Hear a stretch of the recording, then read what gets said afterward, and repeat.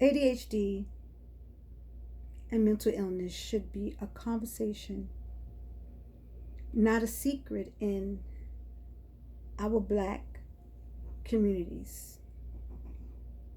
I just want to be clear, and I just wanted to just get that out, because this is not the time of day that I actually do videos or do a video to even put on any of the social media sites. But it's been an unction in my spirit to talk about this. I guess probably because it's based on a lot of research, and I'm with a lot of mental health organizations and associations, and I do a lot of trainings on especially ADHD, because it's actually a part of the lives of a lot of people that I do know, that I care about, and the fact that it also affects me as well.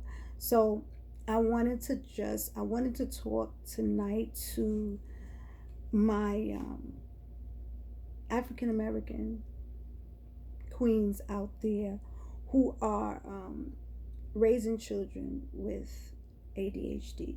Now, as a Black woman myself, Christian, I pray a lot to God in reference to mental health, and because I know He has told me that, He created me, He created us with a sound mind. But I want to say to women, these Christian women, and and Black, yes, I want to say to you all that we have to pray. We have to pray, and we have to make sure that we are staying in the face of God. However, we also have to use wisdom and discernment, and to know that as we are raising young children, if we see that something's not right, we need to go and get help for our children. So that's what I know.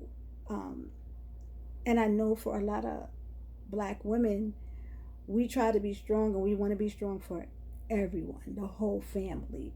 It's like we feel that we're unbreakable, and we're not. We're not. But that's another lot. That's another training talk, or whatever you want to call it by itself. But I wanted to specifically talk about how the lack of knowledge, the ignorance of us as Black women, and raising children with ADHD, and having ADHD ourselves, and not having the information and the knowledge and the understanding of the behaviors, not just of ourselves, but the behaviors, and how ADHD will affect our children in their different stages of life. So point blank is this: if you have a preschooler at 3 years old, we have to understand that with ADHD, their functionality is not going to be where we feel it should be. The executive functioning that we all need in order to function on different levels are not even developed yet. And I didn't even know that when I was raising my children. I now know, wow, we had a lot of unrealistic expectations of our children based on our own selfishness, basically based on our own selfishness. You can't tell a 3 year old, you could tell a 3 year old to shut up and be quiet, or sit down and don't move. They're not going to do that. And they're not intentionally being disrespectful, is that they can't do it. So you're putting on them the pressure and the yelling, and the tone in your voice to do something that they can't do. So that frustration rages them, and then their energy mixed with your energy causes chaos.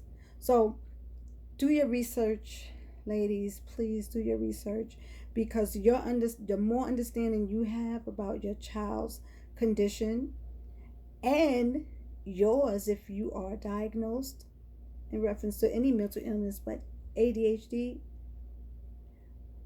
I guarantee you, and I promise you, once you know the information you need to know, I guarantee you that you and your child will have a better relationship, and at the same time, you will be able to better manage your own emotions and, God, save yourself for a lot of the frustrations that can be avoided. So, hopefully, this helps somebody out there. But just understand that knowledge, we all know knowledge is power. In this case, with ADHD, it can be very toxic and very toxic for the parent and the child. So, the more you know, the more you and your child can grow together. And you can be the advocate that